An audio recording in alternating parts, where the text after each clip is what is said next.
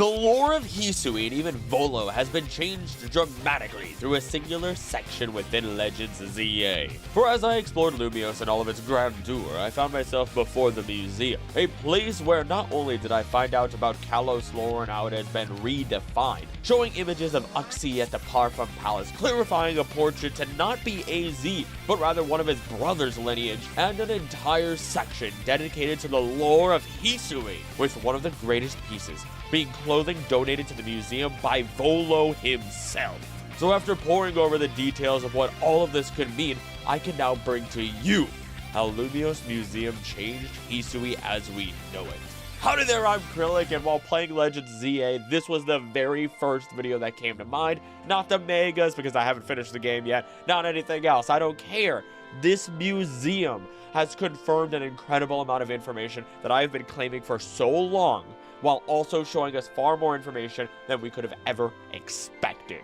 This video will contain some spoilers for Legends ZA, but I will be staying mostly in the museum. Probably by the time this comes out, most of you will have already seen the game, or already have spoilers, but I needed to say that anyway. With this though, I am just going to actually begin with the first floor portraits in all of their crispy, delicious HD quality, because within the original games, we would get a lot of information regarding these simply explained to us. You know, 1,000 words, one portrait, one picture, but now we can actually see the picture better. And now there are far more details to some of these portraits that not only show us details we didn't even see when visiting places such as Parfum Palace, but even expands on lore we already knew and even changes some of it. So Parfum Palace did exist within the original games, as I'm sure you know, and it holds an incredible number of secrets within it and a number of pieces of lore, bearing the dragons of Unova, imagery of Soul Rock, Lunatone, and Pyroar, and then there's a special little statue that you can see when crossing a bridge. This statue originally depicted a knight, a palpitoad, and a golurk. There even used to be an Eevee here as well, but within the portrait we now have, it has actually been changed. Now, within the portrait, we can make out more and different Pokemon. Golurk, Palpitoad, 2 Knights, an Oshawott, Petalil, and a Turtwig. Now, all of these Pokemon, except Turtwig, were originally introduced to us within Unova, Generation 5, which lines up really nicely when we think about, the dragons also being here, but why these Pokemon to begin with? Why any of these Pokemon? Well, let's break things down. Golurk is already known to be an effectively immortal and powerful sentry Pokemon that only seems to get defeated by legendary Pokemon as far as the anime is concerned. It has been around for an incredibly long time and has at least been depicted as one of AZ's Pokemon across all media, of course Eternal Floeb being the other one. This also would be the reason why people would often think that one of the knights were AZ himself. But at the time, we didn't have any confirmation of this, and at this point, I still don't. Despite this, though, Golurk is a great sentry, especially for any kingdom walls, just turning into a big old blast cannon. Palpitoad is strange because while in Japan it means wealth and fertility, exactly what you would want as a king, when we look at France, it was more the sign of the devil. An evil that must be exorcised, and I think they were often left on like the stoops of houses to show that the evil has been exorcised. Toads, that would be. And of course, it is also popular, at least Palpitoad is, popular with the elderly within the Pokemon world. So we get a couple of different possible meanings, and I'm actually willing to believe that all 3 meanings are viable. Once again, as a king, you have incredible wealth and you want great fertility, so that way your lineage can continue as your family rules after you pass away. Can't have the greedy little poor money grabbers get their hands on your money, keep them in the dirt, But a king himself is also associated with being elderly, so that easily takes care of the other comparison. But for the sign of the devil, or a symbol of evil, we have a very interesting story, because for a while I have suspected that AZ did battle with Zygarde, which is actually something that is confirmed within the manga. And thanks to the appearance of an incredibly important character from the original X and Y games, I'm giving you a chance to click away, we get to see that AZ is being regarded as a sinner. For as I have perfectly predicted, Lysander has returned. He looks similar to AZ after firing the ultimate weapon himself, and now he's paired up with Zygarde as he is aiming to help Lumiose City find balance between people and Pokemon, waiting for AZ to face his sins. In fact, Zygarde saved him. Zygarde has a purpose for what he is now known as L. Very funny that they would actually shorten it, similar to how AZ got blasted and then turned to AZ, assumedly, whatever his full name may be. And then we also have other characters like N, but we're not going to get into that today. As a side note, I cannot express to you how much I love this moment, though, because I've been able to predict this, amongst many other things, through my 2 videos on the plot of Legend ZA, which were like the mysteries that ZA has to solve, and just literally the video that says predicting the plot. So I won't rattle on about what I've predicted properly here, and if you want the proof, go check out those videos. Nevertheless, sins, AZ's sins, the Toad, because I don't think it becomes any more sinful than AZ disregarding the balance of life and death, capturing Xerneas and Yveltal, defeating Zygarde, reviving his Floette, and not only taking the lives of many Pokemon, but also raining destruction down upon humans and Pokemon involved in the war, completely flipping the scales. And, well, AZ is a lineage of royalty that did, or at least his descendants, or his brother's descendants, would eventually make Parfum Palace. I never thought I'd say it, but Palpitoad's symbolism here is stellar. Oshawott is another knight in the making. Technically, it's actually a samurai, let me correct myself, which would then represent unwavering loyalty. Though, of course, it also represents the darker side of the Ronin with its Hisuian form. Ronin are simply samurai who have been dishonored, samurai who wandered the lands and are often considered the most dangerous, at least back then, as they serve anyone for money and only live by their own code without any restraints other than death itself. Yet another possible tie to the darker past of this monarchy, maybe having people in the shadows to do their dirty work, who are incredibly loyal to them. Petalil will eventually become a Lilligant, meaning that it is another representation of fertility, femininity, and it's another symbol of status and wealth, considering it will blossom at their hands and give off a really good smell. Parfum, perfume, ooh, who would have guessed? Now, their flower being something that, when forced to blossom, often ends up wilting due to not being properly taken care of and not finding a proper mate, not only symbolizing a forced hand, but also a very loose tie to the ultimate weapon with this flower that blooms from it. The last strange one is Turtwig here. Now, of course, we can make the joke that, oh my gosh, Legends Unova, oh, it's gonna have Turtwig, which, sure, maybe, we might just get Turtwig as a starter, but that's, you know, kind of jumping the gun a little bit, but I'm willing to believe it. And there's definitely more to discuss here still. Not only are turtles a symbol of longevity, which is even shown by AZ having a Torkoal on his team within X and Y, but there is another tie to have here. The World Turtle. A turtle that bears the world upon its back, and that turtle is carried by a larger turtle, and so on and so forth, right? Now, Turtwig is just the sapling, but will eventually grow into the full Torterra, not only being that world turtle, but also a Pokemon that bears a tree, allowing other Pokemon to live their entire lives upon the back of this Pokemon, a Pokemon of support, a tree of life. The only strange thing is that we never really find out anything about the knights here. Honestly, there was originally only one knight, but then having a second one added in makes things a bit stranger and more complicated overall if we want to figure out who they are or who they represent. But instead of dwelling on that, let's talk about this palace's inspiration, because that's more of a dead end currently. Now, it has been long connected to real-life location, Palace of Versailles, located outside of Paris, which was originally built as a hunting lodge by the French King Louis XIII and later expanded into a palace by his son and successor Louis XIV. The palace is well known for being among the most opulent in Europe, and this opulence is referred numerous times in the game. I mean, the place is as gaudy as it gets, with all the statues and gold that we do find here, which we don't really get to see any of those other rooms or any other pieces, which is a little bit of a shame. Just like in the games, the place becomes more of an attraction than anything else. And this allows me to immediately tie in one of the other portraits that we do find here before we continue to talk about this Unova connection that we find. A portrait that we would see in Parfum Palace is also shown here.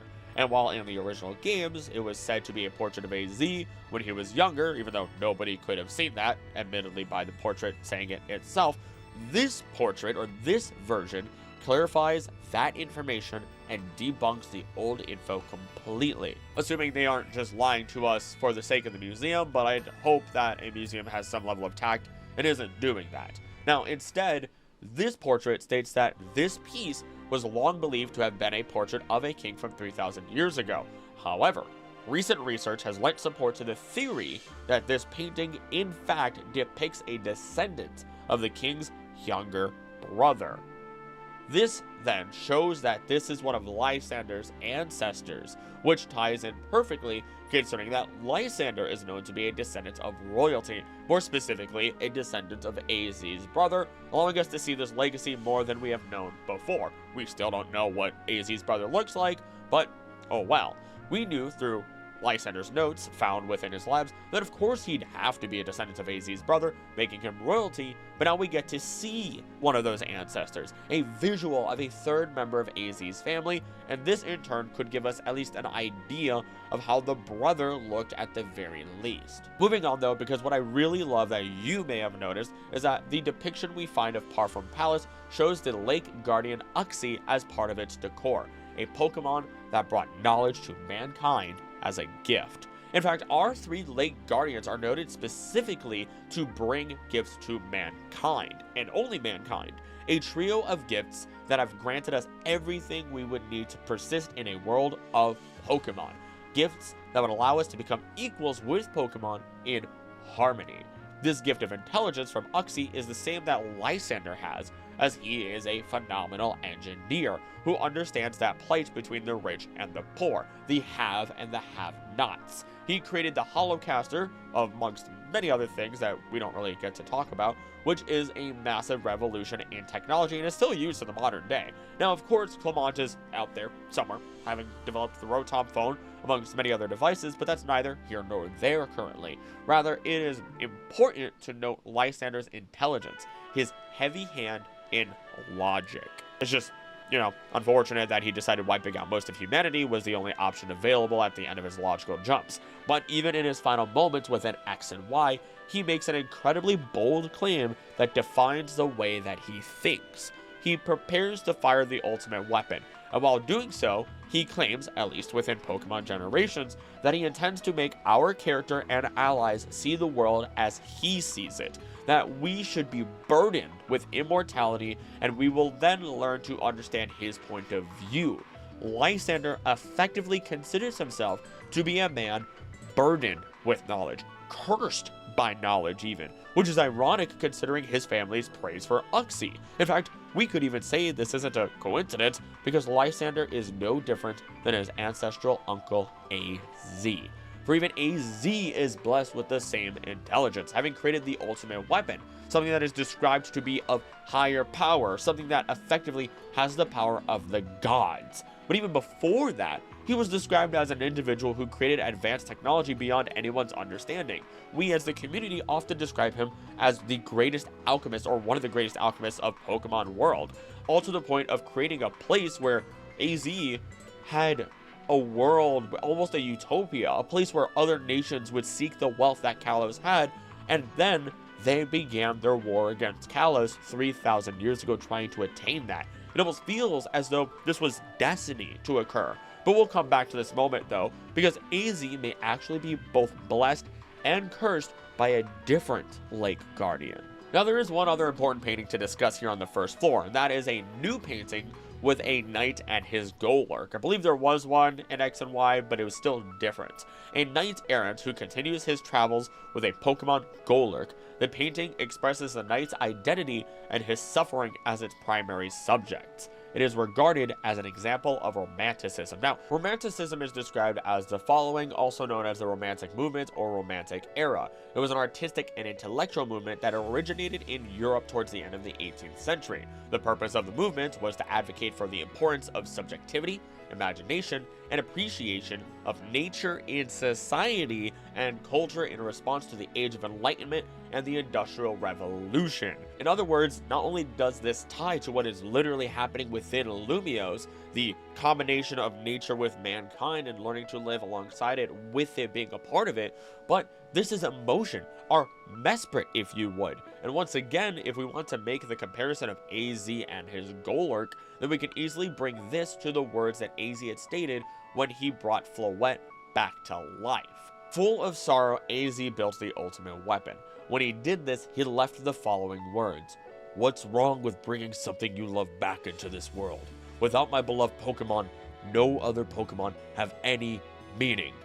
Mesprit is specifically said to have taught humans the ability to feel sorrow, pain, and joy, meaning that we have yet another individual, AZ, that we could say was both blessed and cursed by one of these lake guardians. And then we have one more immortal man to talk about, one more mortal burdened and gifted with something from the last guardian. But before we can really get there, let's move on to talk about the main course, the section entirely for Hisui. The first thing that greets us in the museum that I didn't even notice is a map of Hisui. Its appearance on the stairs is when I first saw it actually, and it hit me right in the gut. The lands once known as Hisui reveal how humans and Pokemon came to live in harmony. With the help of various museums and collectors, we bring to you all the relics and some replicas that we can from this fascinating place and time. And I just, again, cannot express how giddy I got while going through this section. We see ancient statues, hieroglyphs that were pulled from the old ruins that even have Giratina on it and were brought here.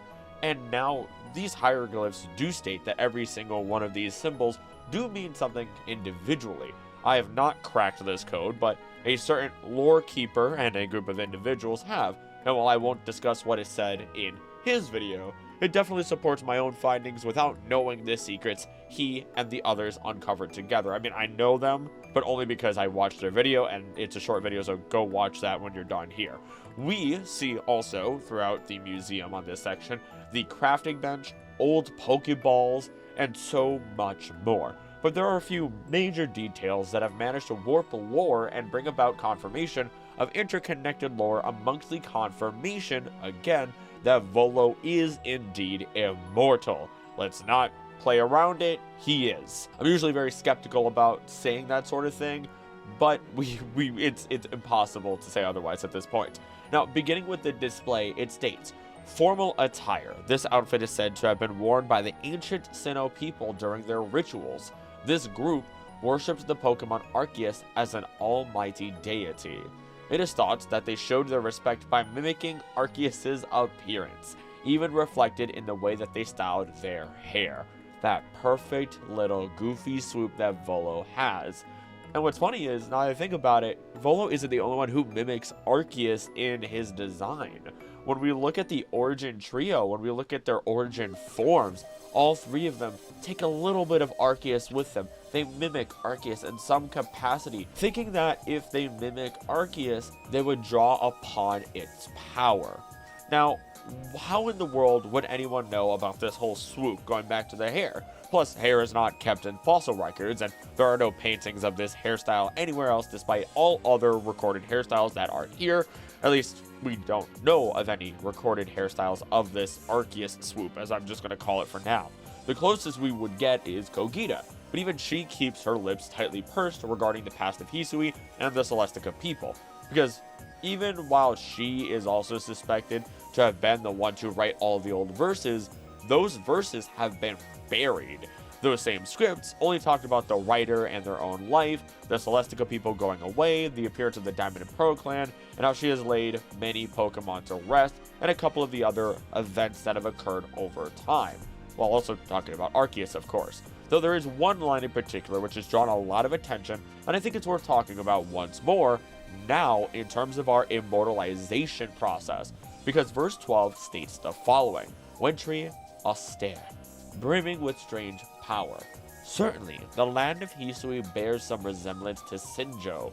Here, where the ancient Sinnoh people were born, I will spend an eternity. until the one with the mission appears. I have suspected that Kogita was granted a form of immortality, but now it feels as though the likeliness of this is even higher now. Her immortality given to her by a god, as she is meant to serve a purpose in the future. Her purpose simply being that she would wait for the one with the mission to appear. And that person is definitively us, the player, who has been given a mission from Arceus and whom Kogita readily assists. Unlike Volo, who she consistently insults, which is a little bit funny. Something real fun is when we look at their names. Kogita, Latin for I know, or can be representative of it, representing Uxie, the being, or rather god of knowledge if we go with direct translation. Then we have Volo, I want, a desire that will be represented through Azelf and the being of willpower. And finally Cynthia and Sentia, Latin for I feel, representing Mesprit and the being of emotion. The three even show three separate generations, while of course all of them look strikingly similar to each other. And while it would be interesting for Volo to have turned into Cynthia, that's not quite going to work, considering Cynthia had to spend time learning about the myths of Sinnoh, eventually learning that Arceus is a creature that exists rather than innately knowing, and actually putting the pieces together herself as a blind individual researching myths within the modern world. To bring things better together, we can now also talk about the man beside the display. He states, I was told that the person who wore this outfit donated it to the collection personally. Apparently he gazed a while at those sketches by Professor Laventon with this nostalgic air too. He personally donated them and felt nostalgic about Laventon's sketches.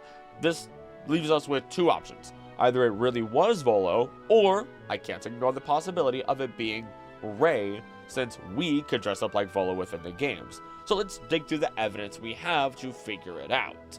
Right next to this, though, we have a beautiful depiction, or beautiful depictions, of the ancient quarry and the Temple of Sinnoh. The quarry is a place that is noted to have had advanced techniques or skilled command of Pokemon used on it in order to mine the materials. These same materials were then used to build the Temple of Sinnoh before it would be destroyed and become Spear Pillar as we know it. It otherwise stood as a testament to the guidance of Arceus for what it had done for the people. For within the old verses, we do get to understand why the noble Pokemon were important. No claws, no fangs, no strength to claim. No man could hope to hold his own to mighty Pokemon. But bolts of light rained down one day, 10 times they fell, 10 times they struck true upon 10 Pokemon. Then to weak man did these 10 turn, his strength to be, and all were blessed by loyal Pokemon. Were not these bolts a gift to man? Were they not your almighty grace, great Sinnoh, Paragon? Pretty clear that Arceus gave humanity the noble Pokemon, and then those noble Pokemon were massive, almost as if they might have been alpha Pokemon, but even larger. The whole golden forms that they have weren't really a product of Arceus' doing. That was by the lightning from the space-time rifts, which was similar to Arceus, a mimicking of Arceus' power, which then were in turn caused by distortions created by Giratina. So if these massive alpha-like noble Pokemon existed, there had to be a way to properly tame them, which is also noted in the museum from the old script, or the old verses. Sootfoot, Hubbleroot, harvest it and peel it. Broiled, baked, or steamed will do, just let nobody steal it. Mash the root, then knead the mash, and once more heat it over. Grill it only till it browns. Use ember, not flamethrower. Cook it over slow flame. Now hearken well and listen closely. The wise adore potato mochi. A day spent eating all in reach is no day wasted if you ask me. Mochi that would then be given as thanks to the nobles. Mochi that we would use to calm the nobles back down in our fights, and mochi that is going to need to be used one day in the future. All because alphas are appearing, and I'm confident they appear when there are large influxes of Pokemon energy, which is exactly what is happening within Lumiose. Back to our full portrait of the temple that depicts it in a time before it was destroyed, which is a pretty important thing to actually note. This could be chalked up as simply anyone making this portrait. Aspiring architects, general artists, you name it. But it's important to note the accuracy of it. Statues of the Hisui nobles and all. To follow this though, we're going to focus on the sketches drawn by Professor Laventon. The display notes the following. His original Pokédex was long assumed to be lost until a partial facsimile was found in the shed of a private house in the Sinnoh region. This discovery has helped advance the studies of Professor Laventon and the Pokédex he created. His work has been reevaluated in recent years, with particular appreciation for his accurate sketches of Pokemon and his gift for capturing Pokemon's quirks within his skillful descriptions. It is said his Pokédex was not in fact completed by Laventon, but by a mysterious 15-year-old youth who appeared out of nowhere one day. That would be us, our own character within Hisui. That private house, the home that we stayed in while we were in Hisui. Now, this can be seen as Volo looking upon these pieces in nostalgia not for one, but for two people, Laventon and ourselves as the player character. For Laventon, it is pretty clear as to why Volo would be nostalgic over the Professor, because Professor Laventon later reveals within Legends Arceus that Volo visited him to encourage him to finish work on the Pokédex, as well as telling him that Giratina had a change of heart after losing to the player, and tells him that it would likely be the last time they would ever meet. Volo knew deep within himself that he would be leaving these lands, but he seems to have had a change of heart himself, even if it's minor right now. Though the problem with Volo is that he is effectively mentally unstable the last time we saw him. We crushed his dreams of meeting Arceus. He and his team were prepared to change the world as we know it, and they believed in him. He had a Togekiss and a Lucario, Pokemon that don't side with people without pure hearts or with people who aren't going towards a pure future. And as such, what's scary about it is he was ready to dethrone Arceus, and states that he would recreate the universe in a new and better image, and then he loses, despite everything he has done. He not only loses though, but he comes to this realization that Arceus did not choose him, it chose us. And he's confused as to why some stupid random kid from the sky is chosen, instead of Volo, who knows he is one of the chosen people of Arceus, being a person of Celestica, who was cast aside now by the god that he didn't worship, but rather obsessed over. This created a massive imbalance, twisted his understanding and relationship with Arceus, and effectively caused him to spiral alongside Giratina, who was spiraling as well. Thus, why they went on this rampage before we appeared, or why they worked so hard to try and get back at Arceus before we appeared.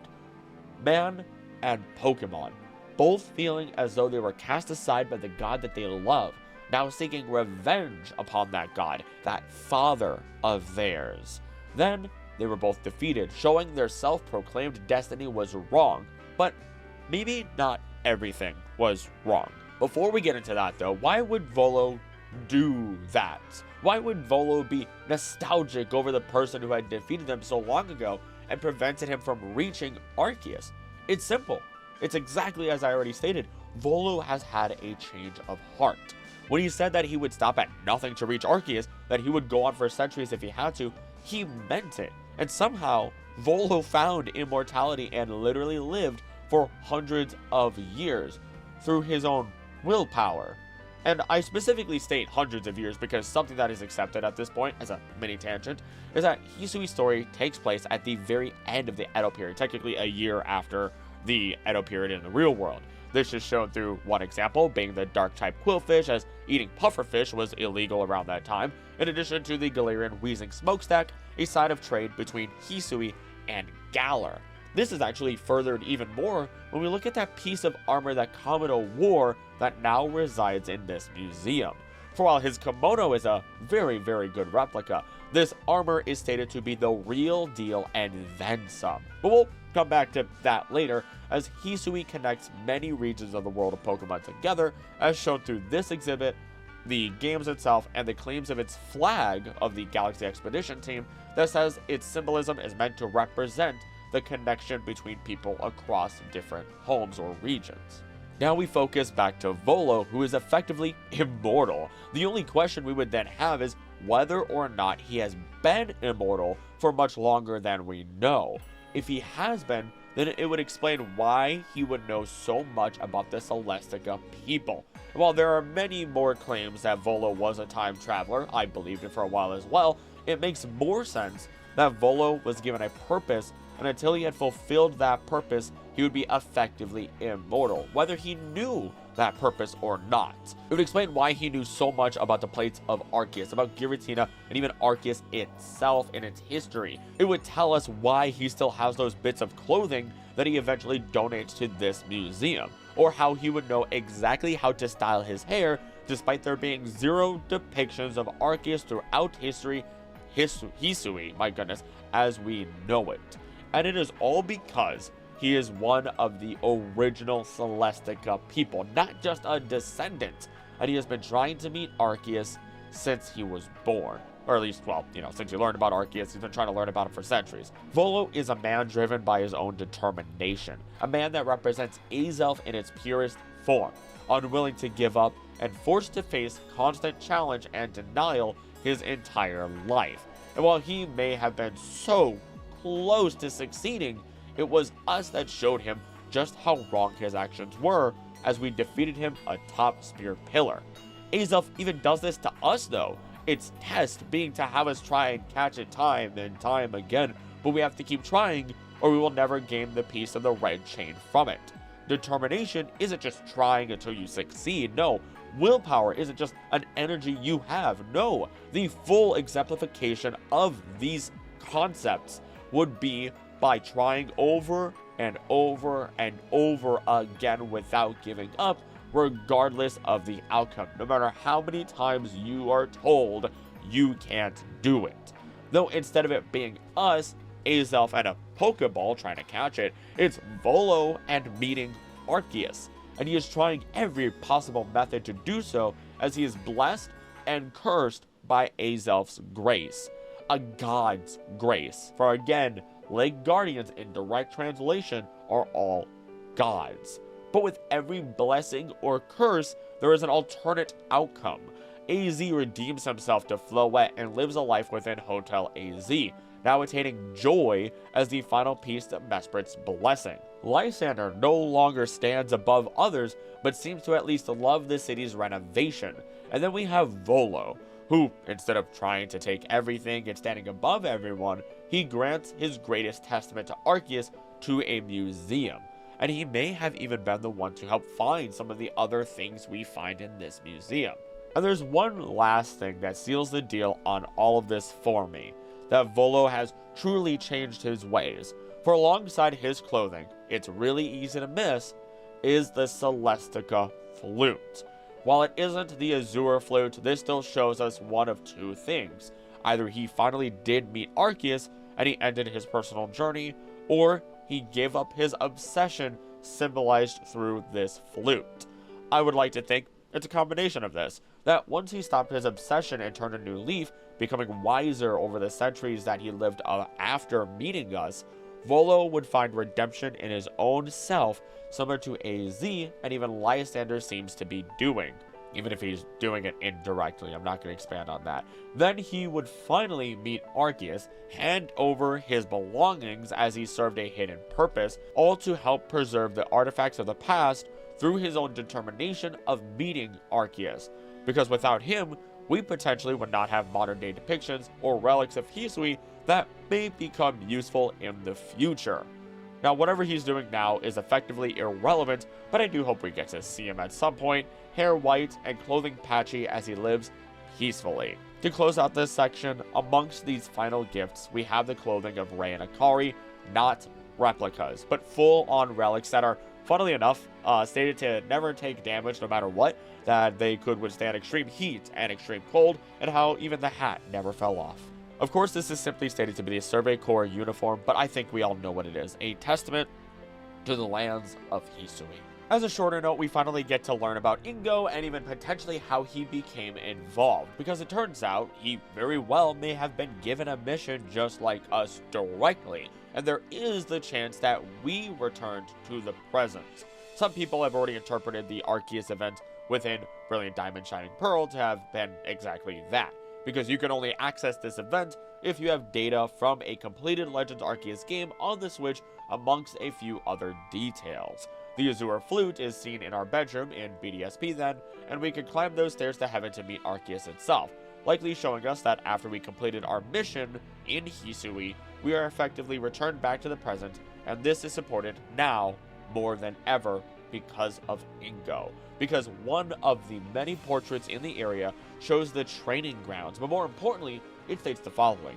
There are records of a man named Ingo providing guidance in ways of Pokemon battle, but it is said that he simply vanished one day after stating, "It's time for me to return." I get it, it's a moment that might send chills through people, especially if you're someone that is a big fan of Ingo, but I kind of just imagine him fading out of existence on the spot. When he says this though, return of course means he is coming back to the present day of Unova, or within Unova, his goal now complete. And we even know this is true because here is one person who states they want to battle the Subway Brothers within Legend ZA, and with the event of ZA occurring 5 years after the events of X and Y. Also, as a side note, I'm fairly sure Pokemon has just about clearly stated that this is the most recent in the timeline. At least the game is the most recent in timeline, most of the future. And each game just kind of happens in order when they were released, but take that with a grain of salt. I'll work on a timeline video soon enough now that the ZA game has actually been released finally. I'm literally beating the game the same day that I'm going to be finishing this recording. Though this is now another moment where we talk about a character's purpose or goal, because while our goal was to assist the people of Hisui through living alongside Pokemon and completing the Pokédex, it seems as though it was Ingo's given mission to teach people how to battle alongside Pokemon. Though unfortunately for him, he wasn't allowed to even keep that memory, not that we know of at least. For even after the end events of the game, Ingo begins to lead battle challenges as the training grounds, or at the training grounds, similar to how he would be one of the Battle Subway leaders alongside his brother Emmett in the modern day, all while slowly gaining his memories back over time. What I find most interesting is that Ingo is very much like a faller. Our only other comparisons that I have to use right now are Annabelle and Mon. They all keep their personalities for the most part, they start to accomplish the same goals as they were completing before they lost their memories, and they even retain all of their skills before being transported to another universe or timeline. God forbid that happens to us after the end of ZA, because of the entire Battle Tower tournament is effectively what ZA is. Though I'll admit Mon is still a strange case since he claims to remember nothing about Aether in the games, but remembers everything within the anime about the Aether Foundation. If we stick to the games, then you might expect that Mon may have actually been swapped with a Mon from another dimension, as typically people only lose their memories after wandering in ultra space long enough and being dropped off in another dimension. So fallers are a bit of a gray area overall, but I had to at least mention them here. Now you might ask, well, wasn't our goal to stop Volo? No, our goal was to unite people and Pokemon in positive ways, to prove to Arceus that this was possible while Volo was obsessive, and while he treated his Pokemon with kindness, he was a destructive force that would only instill the fear of Pokemon within the public through the use of Giratina. Allow me to read and help interpret Old Verses 19 and 20, and you might notice something interesting that does relate to Legends ZA. When first this land was formed, Man and Mon lived happily, sharing all that they could see, by kind acts born and warned. One Pokemon then proposed that they should always ready be to help humans should they need, and let their presence be disclosed. And that is why, to this day, not all Pokemon do flee. When a human they do see, they leap out where tall grasses sway. Also have to note, this is also within Kanalov Library, which would be very interesting to one day go back to modern day Sinnoh and then see that Volo may have had an influence here as well. Either way. So of course, this last part is describing wild encounters, but that first portion of the old verse is the unity of people and Pokemon, something that grew more and more apart as time went on. For at least before Hisui, everyone lived together. Time passes, people become afraid of Pokemon, and there's more separation until we come in and reunite people, enriching the lives of people and Pokemon through unity. Then we have verse 20. Once it shone upon us all with all the warmth of welcome sun, but now we weep, to grief we fall, starved of light now it has gone. And some they go, despair withal, in search of it they reel and run, they quit their hurts, abandoned hall, and leave our lands to be undone. and when they're gone beyond recall, this land will be a home to none. This land will only ever be a home to Pokemon. Warmth of welcome sun. This is not the literal sun, but rather the light of Arceus, a light that has faded away as people became afraid of Pokemon and grew more separate, or used Pokemon as tools rather than working alongside them as equals. And the more this happens, the more this separation occurs, the more likely everything is to fall apart. Those last few sentences speak of using up the land, ruining it, and then abandoning it. Basically humans building things like the abandoned power plants in the future within Kanto, which then causes great illness and even death in Pokemon. That is, until it becomes fully abandoned, and when people who've abandoned the land are beyond recall, the land being home to none evolves and becomes a home for Pokemon once more through the creation of Pokemon that are born from the filth and destruction. Pokemon like Ghastly, born of industrial smog within the manga, Coughing or even Grimer, born from gas and sludge, and many other Pokemon that you might think about. No matter what, when humans destroy the world, it will be returned back to the Pokemon, back to nature, who are created with no equal. Humanity cannot stand up to Pokemon without the help of Pokemon, and so only through unity can Arceus see its dream be realized. But Volo represented a fear and destruction with the greatest determination of any human being at the time. That fear being further spearheaded by the forbidden Pokemon that Giratina was at the time, a Pokemon that once had statues and was eventually defeated by the hero and then us. But back then, when it was first defeated, its statues were destroyed, and it was given the name the Great Unknowable One. In fact, it was so deemed unknowable that everything regarding it was completely erased, yet Volo knew about Giratina. And not only that, but within the museum we have that stone wall with not just Giratina, but every single legendary and mythical within Hisui on it. So either this was created after the main story of Hisui, or it is the only relic that has been hidden all this time and not destroyed.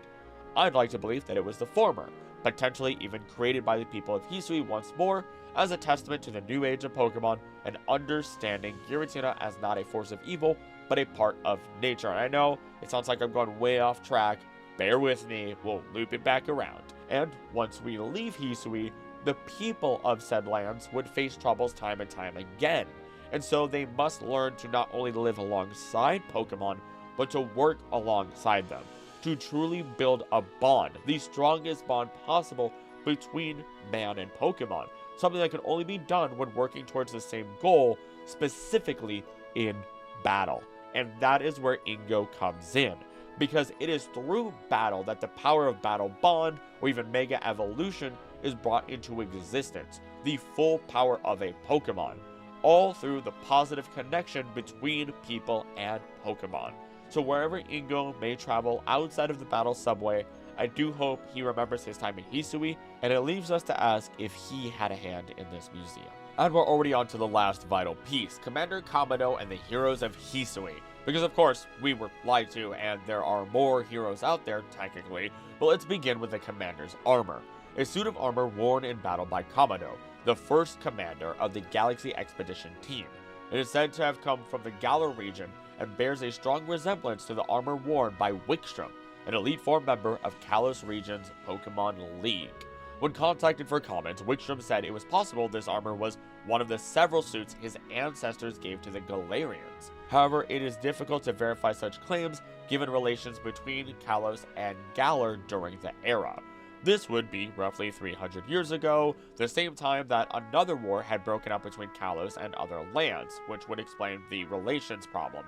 Though it isn't until now that we have finally been indirectly told who that war was with, and it was with Galar. In the real world, the Napoleonic Wars between France and England was between 1803 and 1815, and the Edo period ending in 1868. And Commander Kamado, while unknown in age, is reasonably reaching the age of 50 considering his wisdom and being able to head the Galaxy Expedition team. That's really only relevant because of him having the armor in the first place, and armor for commanders being pretty incredibly special all in all. Of course, this isn't to say Kamado was born with the armor out of the womb, but rather that this armor took some time to get to him. This armor could still have very well been imported, and that if we take Wickstrom's words to heart, this only supports the idea of Kamado and Benny being from Johto even more. And something to note is that after a war, it doesn't mean that everyone's buddy-buddy immediately afterwards. There's a lot of cleanup to happen. There's a lot of hurt feelings. There's a lot of stigmatism. There's a lot of negative things. Let's just put it that out there, okay? That it's gonna take years and years and years, decades, even maybe a century before relations repair and trade of something so valuable would even happen. Now, this whole theory about Benny and Kamado is one I've talked about before, but it becomes most relevant now. The two of them are already clearly stated to not be from Hisui. Kamado immigrated to Hisui from an unspecified region after his and Benny's hometown was burned by a maddened Pokemon, or burnt down by a maddened Pokemon. Kamado and Benny then came to Hisui, where he hoped to build a new home where people can live free from the fear of Pokemon. Burned down by a maddened Pokemon, with the only current known place that this would be in the modern day, the Lake of Rage, a place that had to have earned its name long ago, while the nearby place of Mahogany Town even having the town saying, the home of the ninja, something that Benny is through and through. This would make far more sense in the long term, as trade would have been pretty rough after the war, as I stated, and Kamado really isn't fighting anymore. Sure, he can don the armor and fight one more good fight now, but those days are mostly behind people like him. He is not out there exploring anymore. Instead, he is teaching others how to explore. He is keeping the peace between the Diamond and Pearl clan. He is acting as a leader that wishes to impart his knowledge in his old age to the next generations. One day, I will work on that Ancestors video and all this immigration of people throughout the world happening.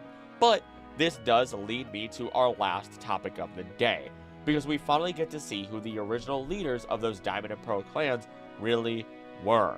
Because not only have we long seen the depiction of the hero looking a lot like Alder, the one who partnered with the original noble Pokemon, but these next two images should remind you of a very specific duo. And so the description states, venerated portraits said to have been displayed by the Pearl clan and the Diamond clan. The individuals depicted within them are said to have represented the sun, sea, and land, but nothing concrete is known about their identities. The sun, a representation of Volcarona and the Ace of Alder, all while of course not only looking like him, but bearing Pokeballs in the same way he does in the modern day. The sea, and an individual dressed in white that looks incredibly like Archie. The land, and an individual dressed in blue that looks incredibly like Maxie. It's actually hilarious to think that not only would these family lineages continue to represent sea and land in their own ways, but they would also have such incredible conflict with each other over the course of hundreds of years over vastly different but still similar things. Makes me actually wonder then if this hero is actually meant to be what the Galaxy Expedition team is to the modern day clans, or the Hisui day clans. That without this hero, conflict would erupt and the clans would battle more often. We at least know for sure that they were not the kindest towards each other, which is noted pretty directly in those old verses. Long and longer yet ago, Celestica was here, but folk and town alike both did disappear. In time came new folk sailing across the sea, called by their love for Sinnoh great and almighty. But different were the Sinnoh that each folk did hold dear, and bitter strife and angry war were always at the near. Celestica they called themselves, the name not theirs to take, yet claimed it from the past they did for tragic quarrels' sake. So once again did our name live, though all our people gone. But even if the name endures, its heart does not live on. In other words, the true Celestica people left and the Diamond and Pearl clan came in. And while they were always close to war, always just angry with each other, maybe battling here and there, not quite getting to war, claiming that their own god was the almighty Sinnoh, Arceus, they never actually began that war with each other. But why wouldn't they? Of course, it would just be as easy as saying they've always had a mediary, someone to stop them from warring with each other, someone to help them compromise. That person being this hero, he who represents that sun, the light that shone upon the lands of Hisui until it shone no more, making that one verse from earlier hold a double meaning. Honestly, we could break this down even further with diamonds being found in the earth while pearls are found in the water, thus connecting Dialga to what would eventually become Team Magma and Palkia to what would eventually become Team Aqua. Of course, that is oversimplifying it, but it shows just how much a game of generational telephone has changed the message that these people represent.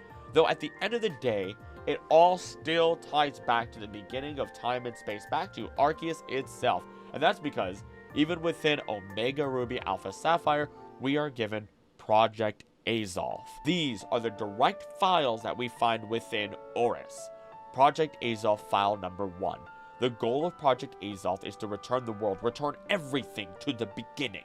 In order to further the project, we must proceed with research on Groudon's or Kyogre's primal reversion. Primal reversion is a potential of Pokemon evolution, a potential different from Mega Evolution. Mega Evolution is made possible by the energy of people and Pokemon. Primal Reversion is made possible by natural energy. In Primal Reversion, Groudon and Kyogre absorb natural energy into their bodies, thereby increasing their power dramatically. Both states significantly enhance a Pokemon's power. The difference lies in the source of the required energy. This idea of natural energy also sounds very familiar, making me wonder if this same natural energy might be making alpha Pokemon as we discussed earlier, but how about we read the second file? Project Azolf file number 2. We intend to analyze the power of the ultimate weapon used in Kalos 3,000 years ago and work on the development of a drill weapon utilizing the technology. This seafloor cavern is sealed by the power of a legendary Pokemon. The only way to gain access to the cavern is to break the seal with power that exceeds that of the Pokemon. According to the report from the Petalburg Recon team, Devon Corporation holds the secret of the technology of the ultimate weapon. We will dedicate all our resources to obtain this technology. So, without digging into more of Legend ZA, we have found ourselves deepening the connections that exist between Hoenn, Sinnoh, and Kalos throughout all of this, let alone Unova if you want to go that direction, even if we haven't talked about it that much here. Not only does the Devon Corporation within Hoenn already have documents on the ultimate weapon, but this would also mean that someone from AZ's family is a part of said Devon Corporation. Otherwise, there should be no reason as to why they have that information. That's also assuming that Oris takes place before the events of X and Y, which we know it truly does. And it's all because of our old man that teaches us how to use O-powers, his own abilities being granted to him during the event of Oris. We can also take the Battle Chatelaine sisters into account, finding them in Oris, Battle Chateau, with the result being that we are told they will eventually have to return to their original Battle Mason within Kalos one day. There are other details that I could explain or use to help support this claim, but hopefully it's pretty clear. This then means that one of AZ's brother's kids must have spilled the beans or is a part of the Devon Corporation unless AZ shared that information with somebody himself. Otherwise, this other individual may be a certain Harmonia, giving us another tie to Unova, whoever it is that is with the Devon Corporation.